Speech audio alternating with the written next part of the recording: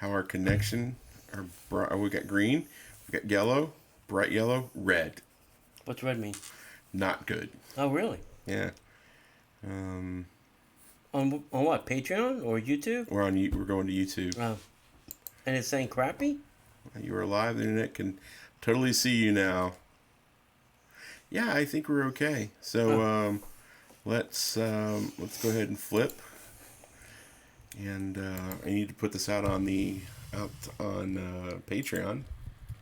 So let me.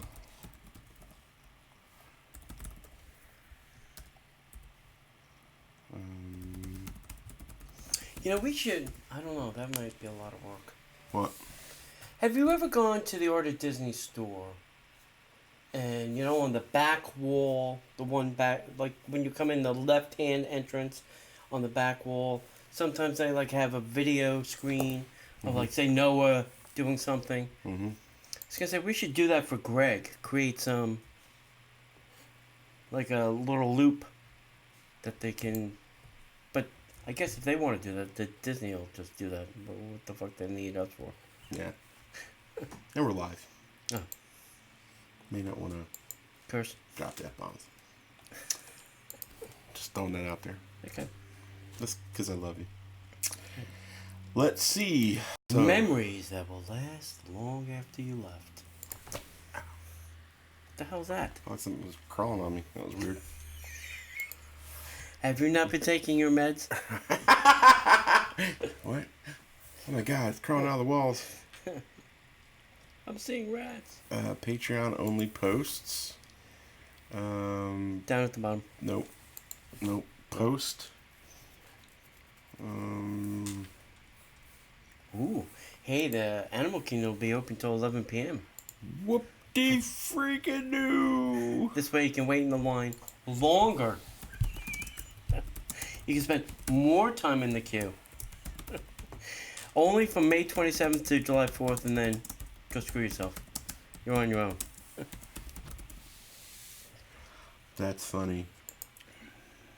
Okay, so this is Patreon's. What is our level? Is it $5 or more?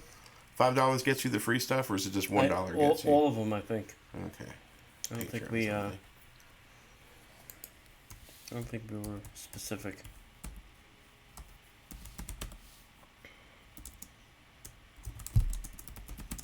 Ooh, they have extra magic hours for resort guests from 11 p.m. till 1 a.m. That is the latest that park has ever been open. 1 a.m. Because even the pass holder event I went to for the Expedition Everest ended at midnight. Plan ahead. Book your fast passes now.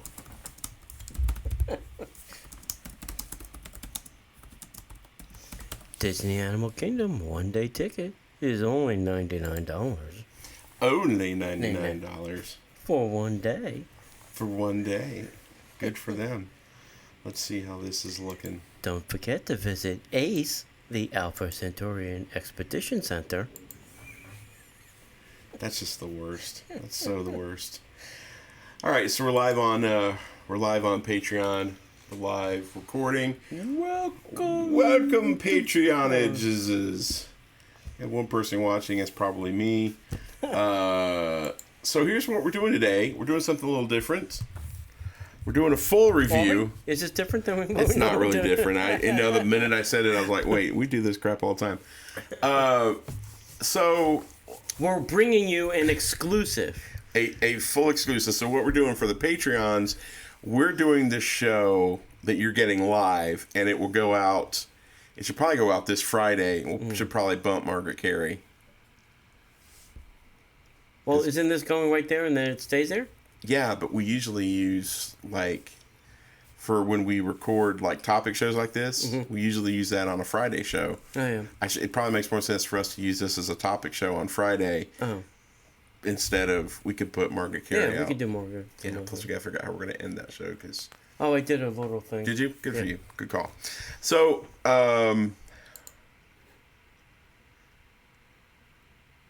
we need to press replay or record on the showy show. Yeah, that helps. Yeah. Hello, everybody. Welcome to the Disney Parks Podcast. For those of you who are watching live on Patreon, welcome. So as we record this, we're recording this on a Tuesday. Yes. Because where were we last night, Tony? Pandora. The world of Avatar. It was, so what we're doing for our Patreons, we're doing a live show and a full review. It was everything in a box of Banshee. That's true. We're doing a full review for our Patreons that will actually wind up being posted later on during the week. So you're getting the first crack as a Patreon, and we're not going to talk about it as in depth on the show, because this review is not going to be as friendly as other reviews might be. But we've had a great day today. There's not a yin and a yang to this. It's just yin and no yang. Well, I probably will be a little bit more pleasant about it because of certain aspects of it from the artistic My annual standpoint. visit was very disappointing. Yeah, well, that is true. That is. For those of you that have listened to the show, you know that I make my annual visit. This happened to be for Pandora this year. It was not very pleasant. Yeah. So we had our annual pass visit last night, the 15th, Pass Order Preview, 15th of May. 2 weeks away from the opening on the 27th. And drum roll, please. And so you got there before we did. Oh yeah. So what? Okay, so basically you got there, went straight to the Nomad Lounge. Yep. And then we got there. I know where to get a good drink and That's right. some food. That's right. You know where to get an expensive drink and some expensive food at the Nomad Lounge. So any initial thoughts of when you first got there and started seeing the lineup? I was like, oh, I hope that's not for the preview. Why are all those people saying that? Oh, could they be for the preview? Yeah, why wouldn't they be there? Why would they be in a line? You just show your magic band and you walk through the door. Why do people always have to line up for things at Disney? I don't ever get that. If you have a set time, why do you have to get there 3 hours before? You're not going to see anything more than the first person or the 300th person. You're all going to see the same thing. Yeah, it's not. I never get that at a Disney event. It's like I have to be the first person on, the Banshee ride. Yeah. No, that's not how it works. Yeah. And there have been people already. Yes. And you won't be first. And even I went to the Marty Sklar dinner on Friday. And I got there a little bit early, not super early, because I know I have a reserved table, and I know it's a small event. There's only like 50 some odd people, but there were people like milling around. It's like, why? Right. There's not a bad seat in the room. You're all facing Marty. Right. You're gonna get plenty of Marty. Well, there's just some people that just have to be that close. I mean, it's like we have to be right up there. We have to be first. Yeah. So we got there from our point of view. Right. We knew we were meeting you at the Nomad Lounge. Right. So we got there, and God love her, this cast member, she was so sweet. Is that Crystal? I wasn't going to say her name, but yeah, it was Crystal. And she was so sweet, and she was like, "Are you guys ready for Pandora?" Like, yes. You guys excited? Meh. Sarah was probably more excited than I was.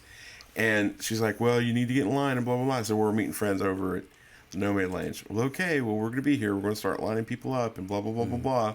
So we went over to the Nomad Lounge, and Crystal comes back into the story later on in the night. She was super sweet and all that stuff. So then it was time to go into Pandora. And this is where things went awry. This was foreboding. So we go out and so why don't you explain to everybody why you were in the state that you were in? Oh, yeah, I was on an ECV, a scooter, as we would call them. I got a pinched nerve in my back, and every once in a while it goes wonky, and it decided to go wonky yesterday when I was going to be walking around, obviously. So I was on a scooter, and we started to head out towards the line, and we thought we were at the end of the line. Then the guy goes, no, the end of the line is, as he so pleasantly put it to us, somewhere over there. I'm like, somewhere? I said, that's not a very descriptive word of where you want me to line up. Anywhere over there would be fine. So as we got towards where the somewhere was, then they said, no, just come right over here. So we went right back to where we started from. So you have to imagine coming out of one of the gift shops, and they have the 2 planter areas that are basically just big enough for 5 or 6 people to walk shoulder to shoulder. Right. And it was just going to come right around and walk right in line. He made Sarah and Tony drive the extra 10 feet around the other planter. Right. And I just stood there. And he said, the line's over there. And I just stood there. Right. And then right when Sarah walked up, I said, I'm waiting on my wife. And I just joined. And I could just feel the heat off the dude. And this was the beginning of the, we're dealing with a bunch of these kind of people. Yeah. So, and when he was standing there, I know he wanted me to go to the right of him, but I went on the other side of him just to tweak him a little bit. Just to tweak him a little bit. There's a different level of cast members. Some cast members are, here's the rules. We know we have the rules. Mm-hmm. We want to make sure that everybody's safe. But if you're gonna be dumb enough to skirt around them, then just go have at it and have a magical day. And so again, remember, this cast member stuff is going to come back to haunt us later on in the day. Yeah. So we make the transition into Pandora. We're walking across the bridge, and I can still hear the. Yeah. And then, I have to say this too. There are going to be 2 entrances when it opens in May.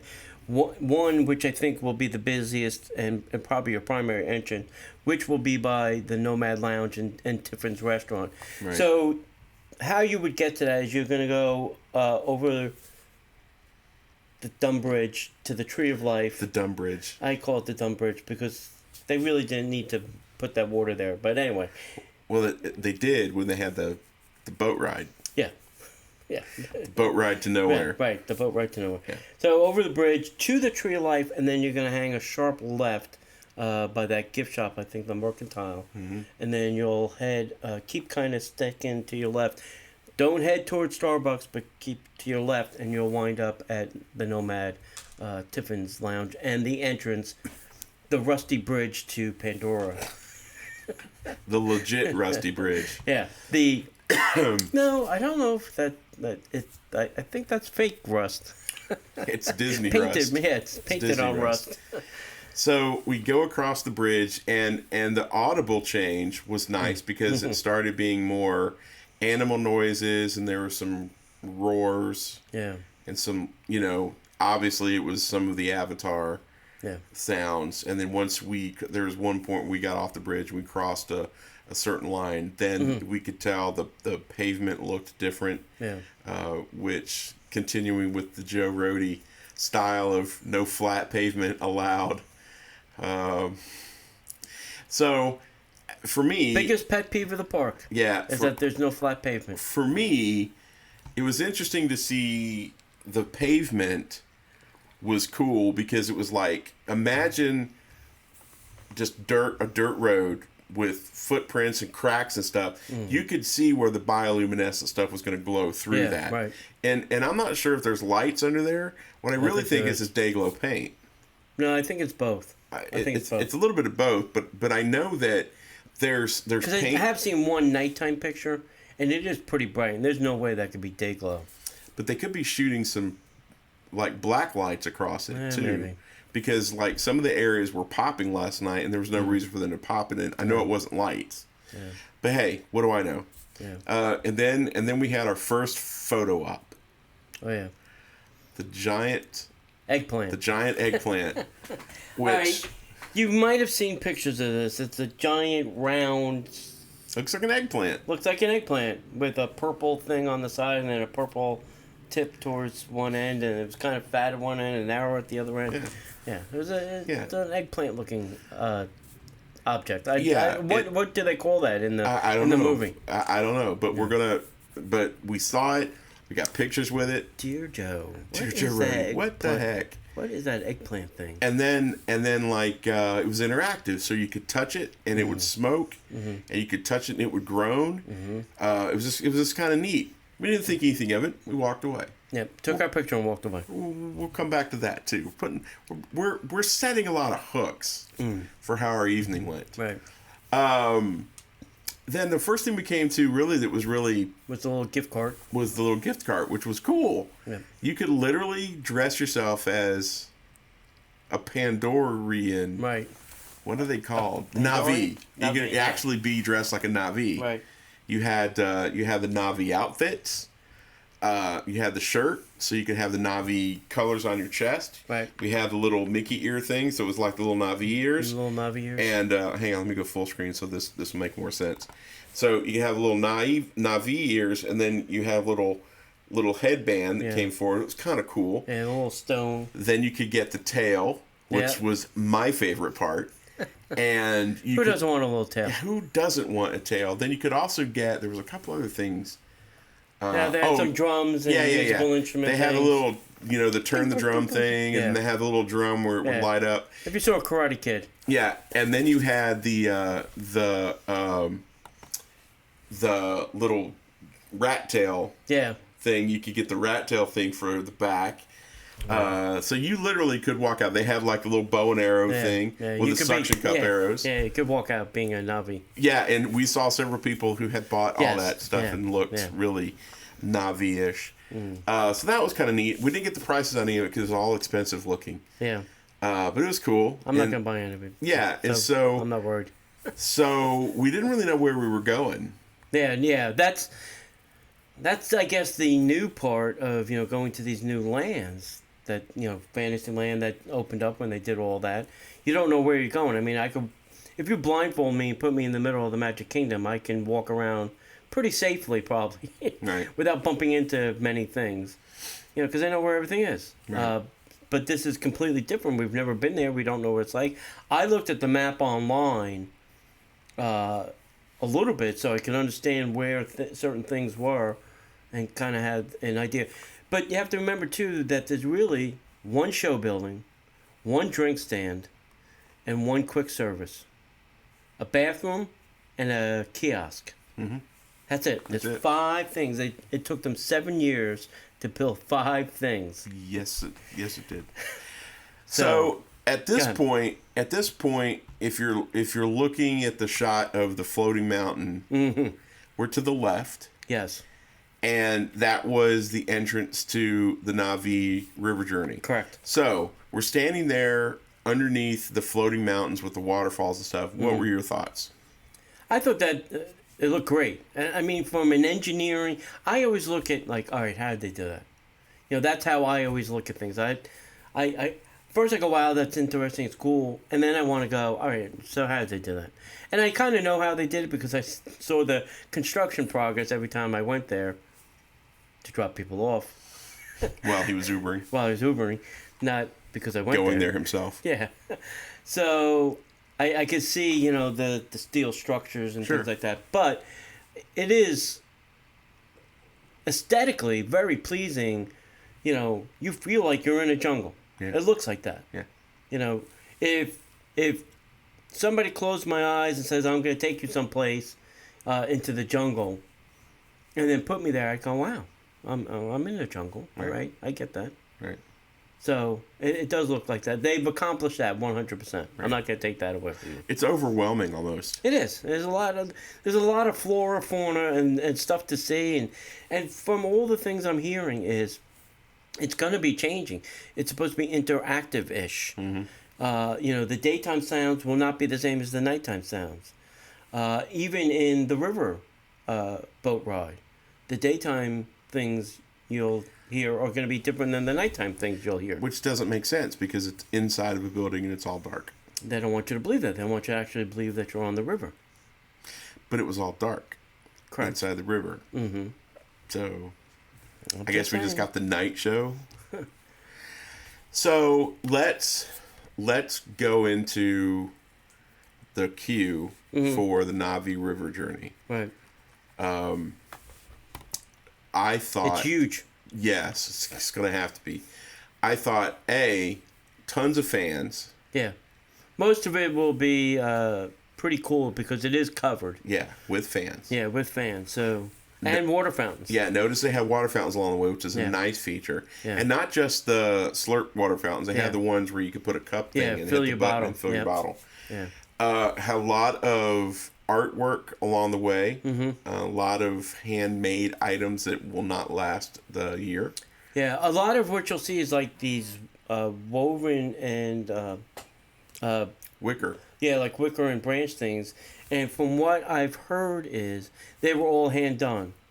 Not some machine made them, but somebody was actually sitting there, twining these things up. Yep. And all that stuff is handmade. Maybe that's why it took them 7 years. Yeah, maybe. And so here's the thing about that's so sad.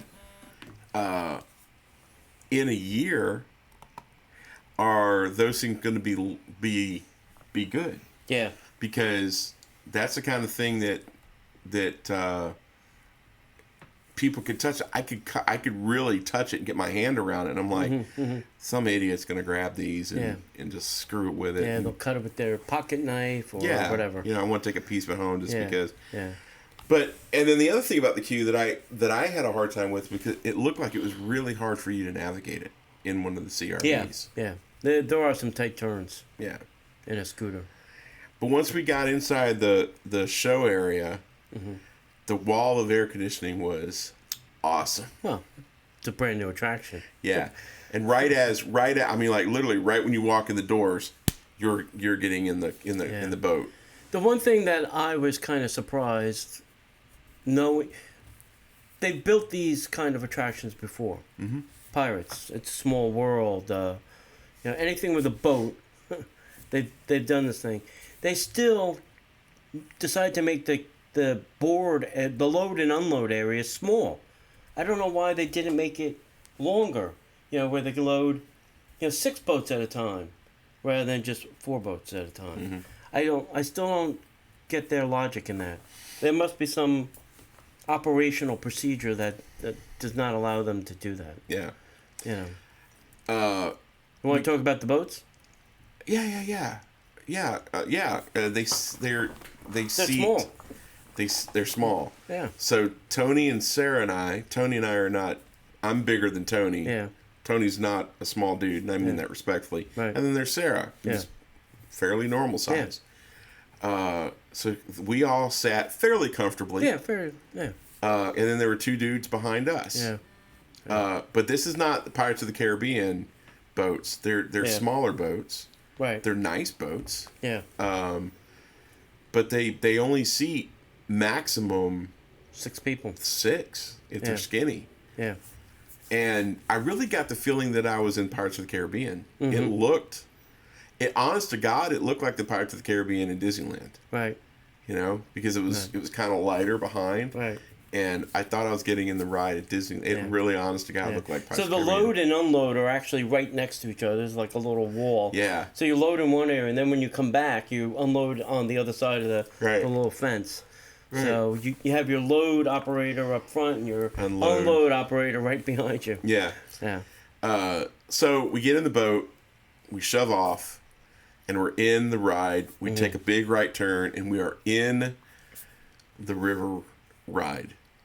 Yep. We're trying so hard to be nice.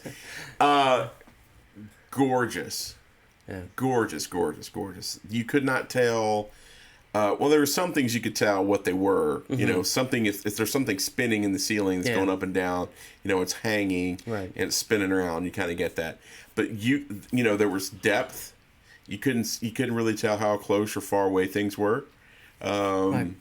We've seen it's like a giant shadow box. Very, very different levels. It looks very similar to me, like the dark ride part of Seven Dwarfs Mine Train. Because there's a lot of it that's video. Mm-hmm. A combination between Seven Dwarfs Mine Train and The Seas with Nemo and Friends. Or even the new Pirates ride in Shanghai. But none of us read that. Yeah. So you get very much that feel of there's a lot of things that are there that are day glow, that are glowing at night, and then there's a screen behind somewhere. And there's one point where we saw Na'vi and he was talking to us, and it was like, I'm talking to you right now. And I'm like, the lips are not synced up with the audio. Yeah. Oh, crap. This is going to suck. So that was pretty cool. Yeah. We went around. There's a couple of really cool... I don't want to spoil too much, but... Yeah, if you don't want to hear the spoilers, yeah, you should probably turn this off. there were some really cool things. Like there were some things hopping over our head that you could see them hopping, and it was making the things shake above us. I thought that was excellent. Yeah. And well, let's talk a little bit about the shaman too, who's singing. Let's talk about the shaman. So this is I should mention I went to this lunch with Marty Sklar. It was a dinner with a Disney legend on Friday, and what they usually do is they usually put a little guest person at each table, like a Disney person, to kind of feed the conversation, because probably if we were just Disney fans, nobody would be talking to each other. That is true, because we're all nerds at heart. So I was sitting next to this gentleman that has been working in, what do you call it, Walt Disney Imagineering, but in the mechanical department. So his job was to fix and maintain audio animatronics. Right. So I had asked him a couple of questions. One was, we all know the witch in the Great Movie Ride is what they call an A100. And that is the gold standard of animatronics. And the reason that is because those animatronics were built with what they call compliance. That, when you move your arm, when I do this as a human, I can make my arm stop wherever I want. And with an animatronic, we go, whoa, whoa, whoa, right. And it would kind of vibrate back in the old days. Right. So the A100, the Witch, was the gold standard where they were able to build into that compliance. Now, everything up until the Frozen attraction used hydraulics to make them move. Starting with Elsa, Anna and Elsa, they went to electric servo motors to make those movements and gestures. So completely different now animatronic, and it is very fluid. I mean, this shaman is moving her arms all over the place, doing whatever. And I think some kids may have a tough time trying to figure out if that's fake or that's real. Because when I first saw the video at Destination D, I was like, all right, is that somebody in makeup? Or is that an animatronic? What are they showing me? What am I supposed to get? What am I watching here? Yeah, what am I watching here? And finally, then the guy said, well, that's our newest animatronic. I was like, oh my God, that is nuts. Yeah, and it's one of those things where it defies logic. It's your brain is not able to connect it because it's bigger. I mean, the Na'vi are like 10 feet tall. Yeah. So you look at it, you're like, that is wrong. That is just so wrong. And then you see her singing and moving, and she looks real. And I thought it was funny how all the rigmarole, all the hullabaloo, I guess would be a better word for she was originally dressed in an outfit that was very exact to the movie, except it had a lot more cleavage showing, underside cleavage and side cleavage would be the best way. Whereas they put an outfit on her, put a Mickey shirt on her. They put a 2017 shirt on her, so to celebrate. Honey, can you go to the gift shop and get a shirt? So no, they had a really nice outfit that blended in pretty well, and it was a shorter shirt, so you could So go online, probably on YouTube on no, it wouldn't be D23. It'd probably be Disney's YouTube channel. You'll see the original footage without a shirtish. Yeah. Without, and you'll see side boobish. Yeah. And then when you go and then now see it, you'll get what you'll see the difference. Yeah, you can see it from like when the view was there. I think is when it was. So we get past the shaman, and there's a big thing. There's a small world, Na'vi music, and then we round a corner and we're done. Yeah. I was like, 2.5, 3 minutes. What? Stops. Yeah. What? Yeah. I mean, what? Yeah.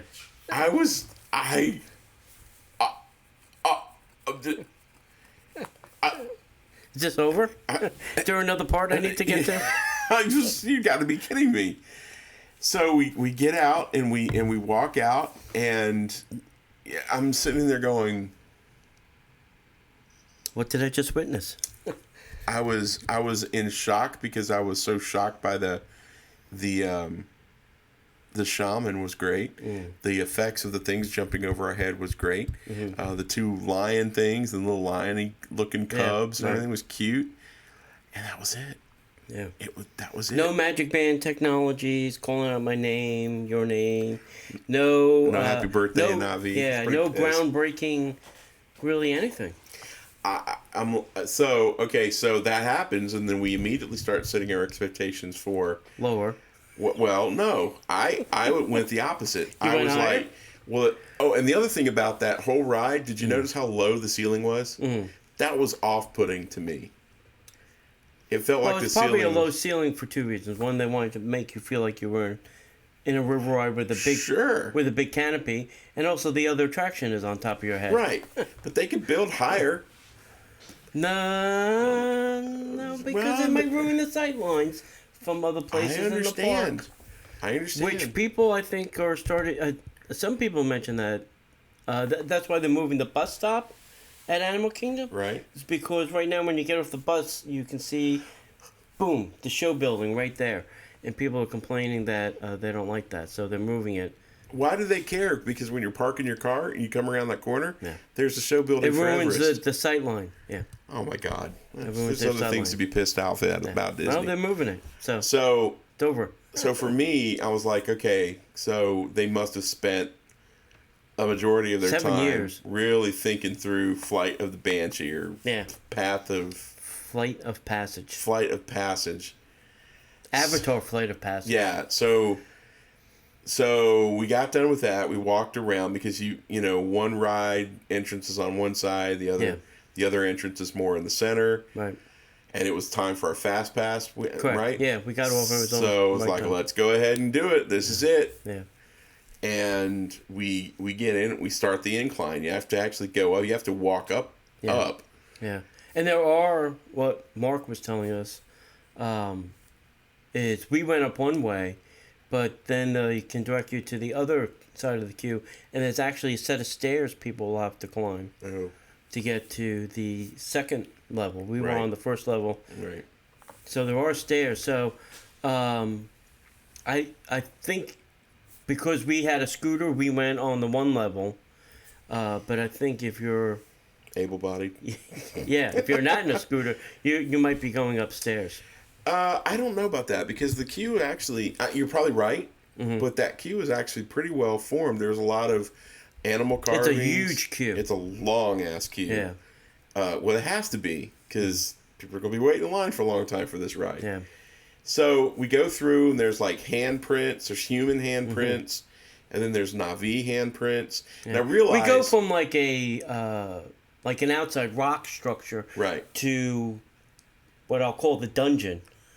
Well, in the belly story, of the beast. Right, in the story, this is set several hundred years past when the next 4, 5, 75, however many Avatar movies they're going to do, if they actually ever physically get around to making them, takes place. So we've had war after war after war, and then the planet is starting to reclaim itself, and this part of this rock mountain has kind of grafted itself onto one of the RDA facilities. RDA was the company of the mercs that came in to terraform or whatever the heck they were doing in the original movie.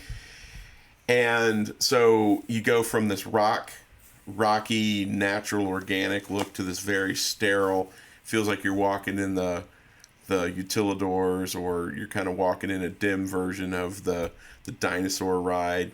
You know, you've got open pipes running and all that stuff, and you're still continuing to climb, and then all of a sudden you find yourself at the end of a walkway. Right.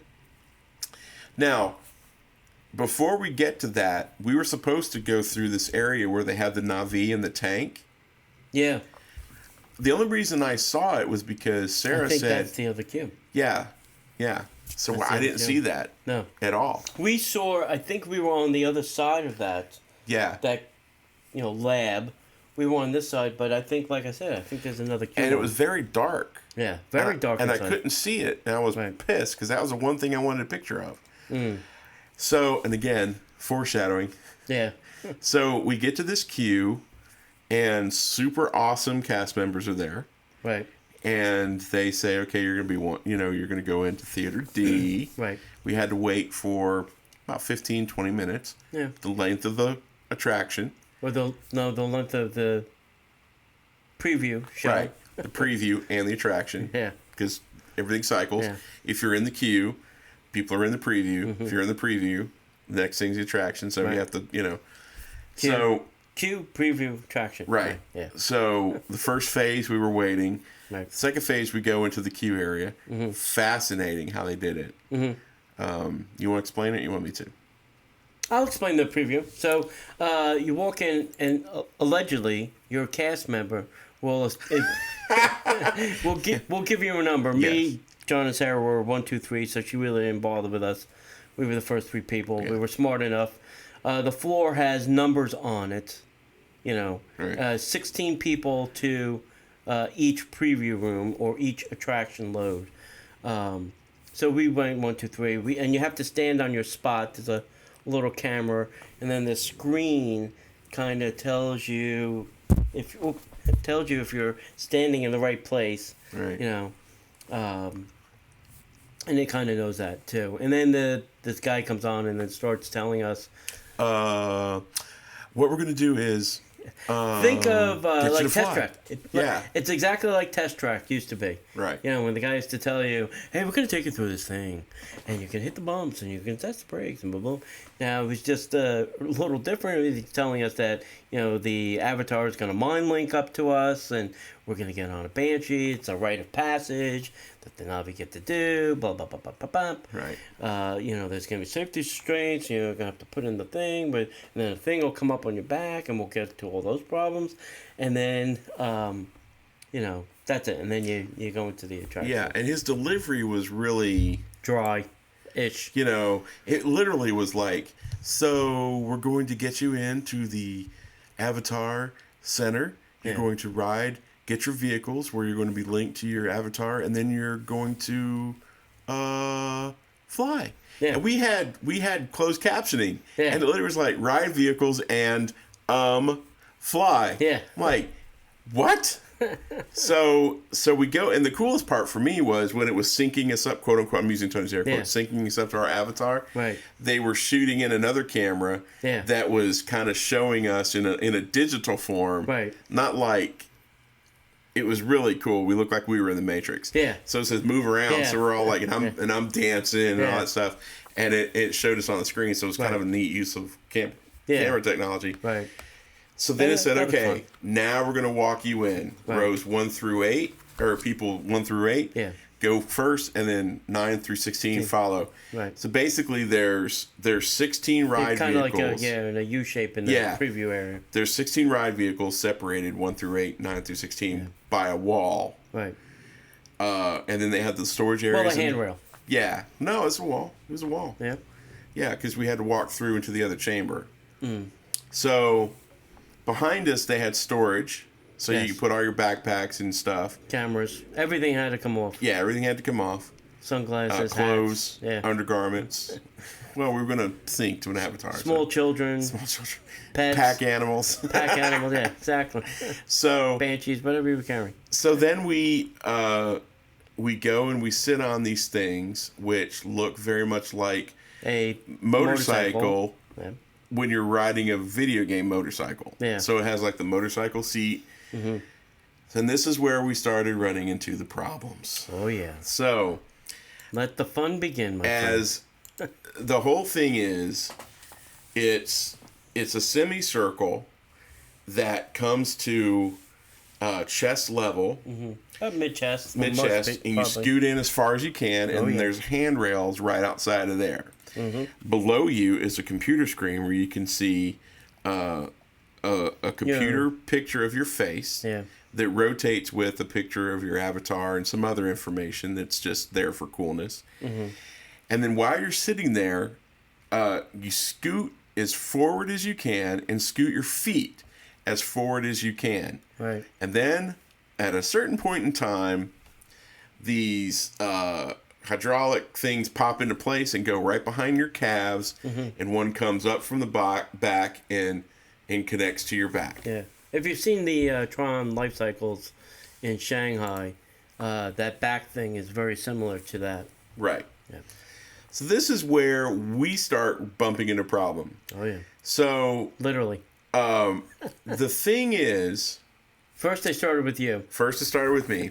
So your feet are touching the front of the box that you were in. Yeah. You're basically in a rectangle. There's like a little shoe kind of hole where you would slip your feet. No, that's what they need. They don't have that. Well, that's where you slide your feet forward into, the little thing there. I missed that. How did I miss that? I don't know. So I've got my feet as forward as they will go. And this thing comes up and hits the back of my calves. And she said, "Sir, your ankles aren't fitting. Can you push your feet forward? Right. Can you go up on tippy toe?" And she was trying to get to where my calves would go forward enough to where these little calf things would lock into place. Right. She didn't say anything about the thing behind me, so I'm assuming that it locked okay. Right. But the calf thing wouldn't lock, and she pushed a couple times, and she's like, "Sir, I'm afraid you're not going to be able to ride the ride." Yeah. Okay. So she pop, I get out, I walk out.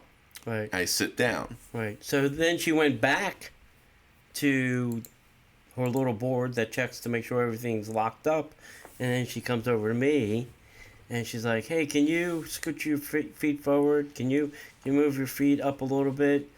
Can you reposition them?" She goes, "I think you're too tall."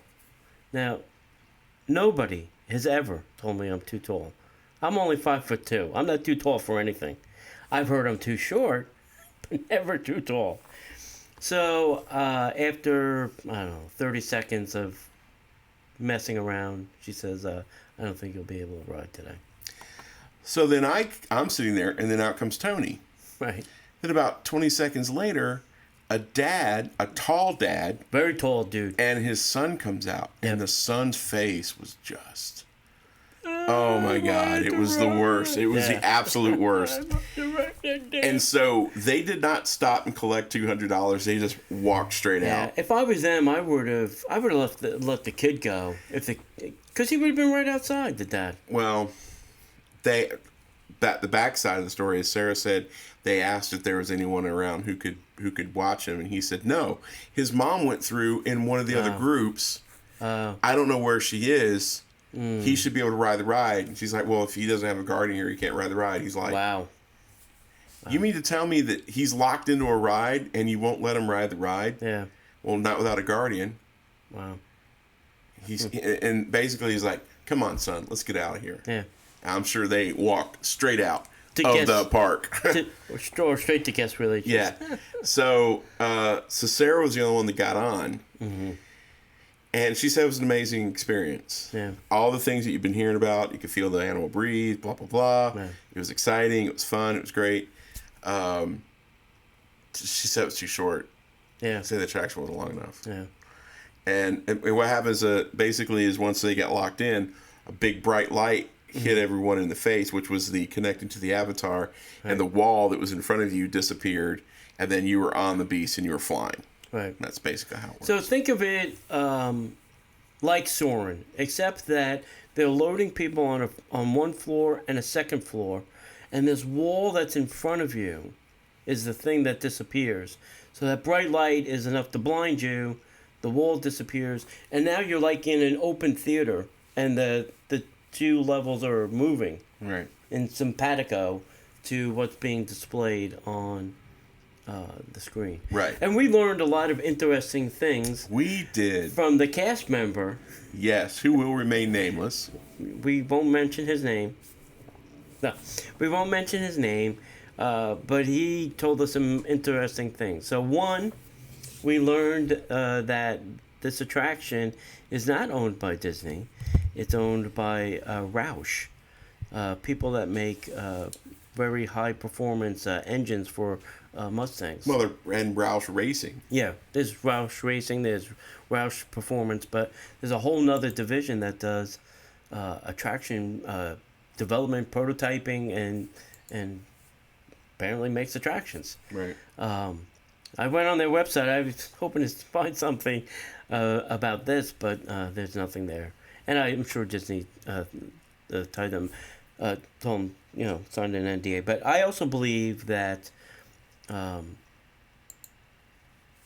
Avatar Land was, from what I heard at D23, Destination D, and also some other people I've spoken to, that this was really created by Lightstorm Entertainment, James Cameron's company. I think they were the primary, and then Disney was kind of the secondary.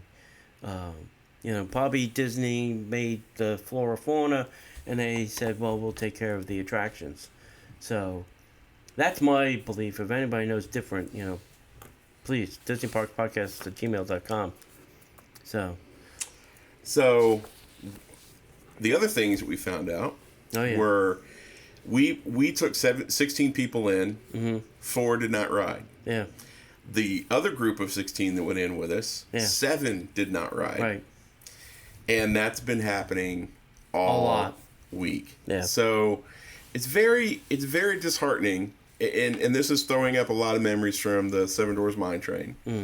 Of when the ride was designed for kids and they allow parents on it, and all parents are not created physically the same. So It's a very difficult ride if you're tall, if you're overweight. Yeah. This ride is impossible to ride if you're overweight or if you're tall. Right. So I don't remember there being places for you to stick your feet. I don't remember there being straps you could stick your feet into. I don't remember that. I remember there being like a solid metal. But if they had a hole that I could stick my feet in that far, that would have been more than enough. And I would have been like in a saddle. Yeah. But they didn't have that. And they said that they probably weren't going to have anything like that because of, because there's wires and stuff in the way, which I thought was stupid. I think also, from what I'm hearing from a lot of people too, on the internet, is by May 27th, there will be a ride vehicle out front that they can kind of test fit you. Right. Because we're not standing in line for 3 hours, because that's what it's going to be on May 27th. Yeah. For somebody to tell me I can't ride. Yeah. I'd be furious. Beyond furious. There will be heads will be rolling at Disney. So we get out of there, and just like every great Disney attraction, ends in a gift shop. Oh, yeah. The gift shop was fine. We commiserated with some other friends that couldn't ride the ride, and we took one of the now world famous pictures that apparently are getting slammed all over Facebook. Right. Told stories of how we couldn't ride. Yeah, great merchandise. We went to the Rookery with the you can adopt your own banshee and everything. So after that, what better thing to do? Go get some food. And something to drink. So we walked by the lounge. Basically, it's a kiosk. Think the citrus. Yeah. Citrus. What's outside? Sunshine Tree Terrace, except smaller. Right. That basically had one non-alcoholic cocktail, one margarita type cocktail, couple of beers, and that's Pongo Pongo. Pongo.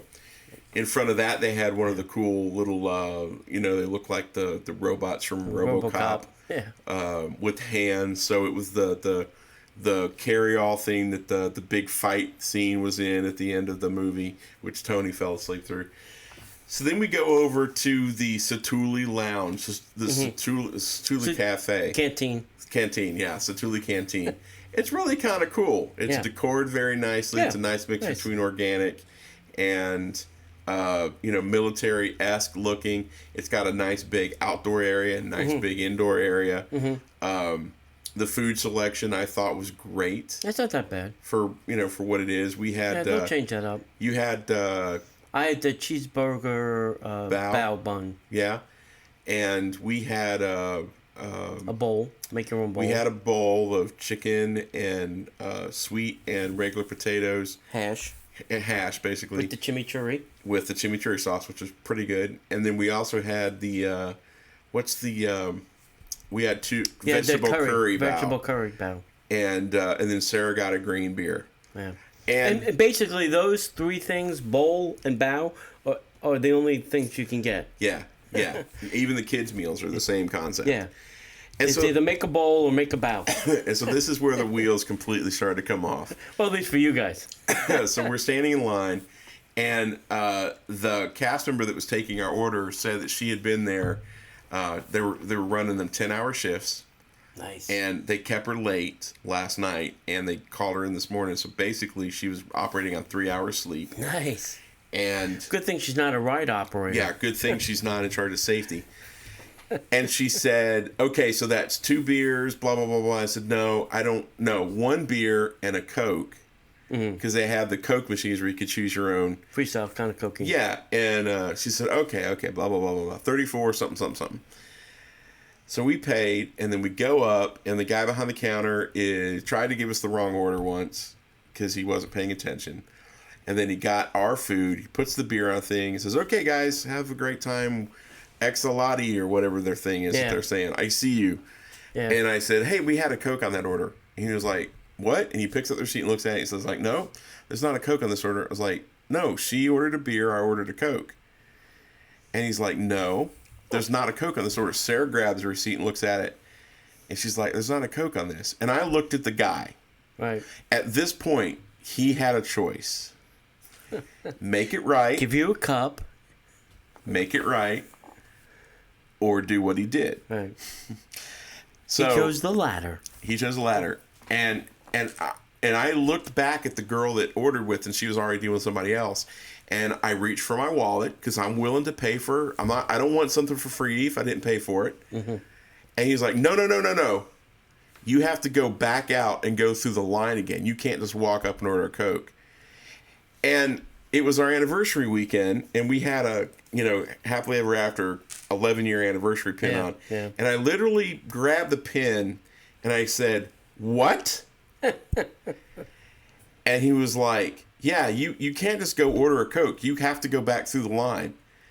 And I was like, it was your mistake. Right. I'm not your mistake. It was her mistake. Yeah. He was like, well, I'm sorry. There's nothing I can do. Right. The profanity that I said from the time I left that area to the time I sat down, I don't think I've ever put all of those words together, and I'm embarrassed to say this in public, in a Disney park in my entire life. I was so beyond pissed. So Sarah goes and finds you, puts your tray down. I go get silverware, and I sit down, and I'm still pissed. Right. Guys, if you're listening, and I know we get a lot of cast members who listen. Yeah. And I'll say that I'm going to go full screen so you can see the bright blues in my eyes. I love Disney cast members. You have the crappiest job in the entire planet. You have to deal with tourists all day. But if you have an opportunity to make a little magic, coming off of not being able to ride the ride, right, for a 4-cent cup for 10 cents worth of Coke that would have cost me $3.50, that I was willing to pay for. Right. But just hand me a damn cup. Right. And just say, hey, you know what? We made the mistake. This will make it right. The cup's a half a cent. The Coke is a cent. Yeah, we're sorry about the mistake, and I'm not going to make you go that line. That's just stupid. Here's a cup. Have a great day. No, didn't do it. I was so furious. So we ate, and the food was great. We made a couple of new friends. Meal was good. How was your meal? Cold. Yeah. Yeah. I think they forgot the part of keeping it warm. The top was hot, right? No. No, it wasn't? No, it was ice cold. Jeez, oh Pete. Yeah, the whole thing was ice cold. Our food was actually pretty warm. The burger part inside was lukewarm, but not the way it should have been. Yeah, it's the same problem that they have at Food We Wine were at Marimoto's the day before, and my dim sum bao buns came out hot. Right. This is the same problem they have at Food and Wine Festival. Mm-hmm. You can't pre-cook those bao buns. Yeah. And try to keep them. They get cold quick. Yeah. So we get done with dinner. We start to head out as we start closing up, as we start winding down the show. Right. And we did a nice little video, which by now you've probably seen. No. Disney, by now. Yeah. Gets to come out on Friday. Sure. You see on Disney Parks Podcast on Facebook or somewhere else. Right. Did a little video. And then we start walking out. And then we come back to our good friend, the eggplant. There will be a video that I will put up, but you're going to have to go to facebook.com/WDW to see it. Here's how the plant works. The plant has a large opening on the top. It's an interactive plant. If you touch it... Outside. Yeah. Yeah. On the side, yeah. If you touch the plant, it makes a noise, and it has an action. If you stick your hands into the plant and rub, it makes the top smoke. Oh, yeah. If you reach your hand up into the opening area, that is... I can't even describe it without... You can't describe it. Just say there's a thing there. There's a thing there. And you rub it. It groans. Mm-hmm. And then it starts smoking out the tip of the smaller tip of the eggplant. Right. Starts smoking. And then it shoots water for a good 10 feet. Ooh. Yeah. And then the next person can come up and do the exact same thing. And you have to rub it for a good 30 seconds straight. Right. And then it shoots water to everybody. Right. Dear Joe Rohde. What the hell were you thinking? Maybe this is not the best idea of interactive. See, once again, I think that was Lightstorm Entertainment. We're going to rub the plant until it sprays all over people. Yeah. Anyone? Now, I know that our good friend Dave Maruka is going to have a field day with this. Oh, yeah. I'm really looking to see what our buddy... Gary? No. Well, Gary's going to have a field day with it. But, oh my God, I forgot his first name. Robin? Pisano. Oh. Yeah. Our Disney Tunes folks. Yeah. Oh, okay. Are going to... Yeah. Yeah. Oh, my God. It's the most horrible... I as a Disney fan... Horrifying. It's It's Pandora it's a sight sex to be ed. seen. It's like sex ed. Sight to be seen. Yeah. So that brings us to our experience while we were leaving. Guess who met us at the door? Crystal. Crystal's still there. And I'm like, please don't ask us the question. Please don't ask. Did you have a good time? I shook my head no. I said, no, I did not have a good time. I said I couldn't ride a Banshee. It's like, oh, yeah. And the cast members are hearing it so much they have no idea what to say. Yeah. Yeah. They're tongue-tied. Yeah. They're like, oh, yeah, all right. Sorry. So that was our... Sorry. Have a nice day. That was our experience. So out of 10, what would you give Pandora? I know, but be realistic. Out of 10, what would you give Pandora? Theming is amazing. Food was okay. What am I basing my rating on? Theming, ride attraction. I'm putting it all together. Technology. All of it. Food. All of it. What would you give Pandora? I'm going to say a 6. I was going to say a solid 6. Yeah. Because it's stunning to look at. Yeah. Very nice to look at. The food is, food's different. Yeah. It's not that much different than some of the other stuff you get in that park. Sure. The technology, phenomenal. Yeah. I think we have to go back at night and see. For these previews, they're not lighting up the complete bioluminescent forest. They're just not turning them on. I've heard problems. It's not ready and it's not completely working. I've heard that, and I can imagine, because I have a feeling that they put a lot of what they did in Epcot with the little lights in the pavement. The fiber optic. Fiber optic. Yeah, I have a feeling they have a lot of fiber optic lights in the pavement, and it's not cooperating. And I have a feeling they don't want to dig it up. They're trying to fix it without digging up the concrete again. So, because then they'll have to repaint it, sculpt it, yada, yada, yada. So, we'll have to see. And we should go back at night and see what it looks like at night. Yeah, it'll be, if they were to add a couple more alcoholic beverages to the Pongo, it might be worth it. Or maybe you go to the Nomad Lounge and get it to go. Yeah, yeah. I give it a solid 6. Yeah. It's going to be... Do you think I mean, they normally don't. Well, they kind of did at Fantasyland a little bit when it first opened. Kind of restrict the crowd because that area is going to fill up fast. It's going to fill up fast the first 90 days. Mm-hmm. Because everybody and their mother's going to go down and try and see it. So it'll be interesting if they have to do some crowd control, to regulate how many people are back in that land.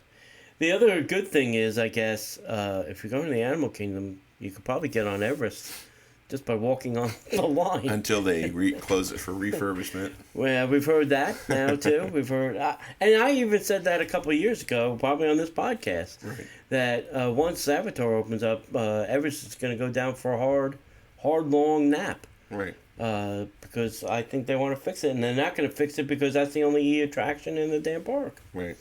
Well, that's the safari. Safari's an E-ride. Yeah, all right. If you don't want to see animals, yeah, that's not an E-attraction well, for you. if you don't want to see animals, there's no reason to go to the Animal Kingdom. Hence the reason I don't go. That's right. That's right. Okay, so anything else you want to say about Animal Kingdom? I mean, about Avatar, Pandora, the World of Avatar? You have to go see it once. Don't listen to us, two crazy blogger nut heads. We're biased. We're biased a little bit. Not that we're biased. We go a lot, so we see these things often. But definitely go check it out with the family. Let us know what you think. Our opinion is not the only opinion in the world. Everybody's got one, and we want to hear it. On my Facebook, there's a firestorm of comments about Pandora. So have at it. Yeah, I would agree. Don't take our word for it. Yeah. Find out on your own. Yeah, and we'll post lots of pictures and videos that we have. Yeah, form your own opinions. If they make some subtle adjustments to the ride to where it's a little bit more feasible, that we've figured out over the course of the last 24 hours that they're probably turning away 35 to 40% of their riders. Yeah, and that's just not. That's smart. not a sustainable number. That's not a good number. It's sustainable. That's 40% less people riding it, but it's not. I don't think it leaves such a horrible taste in your mouth after 7 years. This is so disappointing. Yeah. I was so disappointed last night. The high that I was on after seeing Guardians of the Galaxy Volume 2, this is the exact same thing except the other extreme. Right. I was so disappointed. I held out being that guy as long as I could for Pandora. I remember having conversations with people saying, "Oh, dude, this is it. This is gonna be the Harry Potter killer." Yeah. Well, kids, quote me on this. Harry Potter stuck his wand up their butt. Harry Potter's got no worries, no worries at all. He's fine. He's all good. He's good. He may have that little scar, but he's fine. He's not going anywhere. He's good. He cast a spell on that attraction. Yep. You shall be tolerable. Yeah. So that's it. We would love to know what your opinions are. You can shoot us an email at disneyparkspodcast@gmail.com. You can also call the hotline. You can find all that information in the show notes. Thank you to our Patreons who are watching and commenting and helping support the show. Anything else, my friend? That's it. So I guess all we can do is we'll see you in the parks. Yep. All right. That's that. Hey, Plancha's got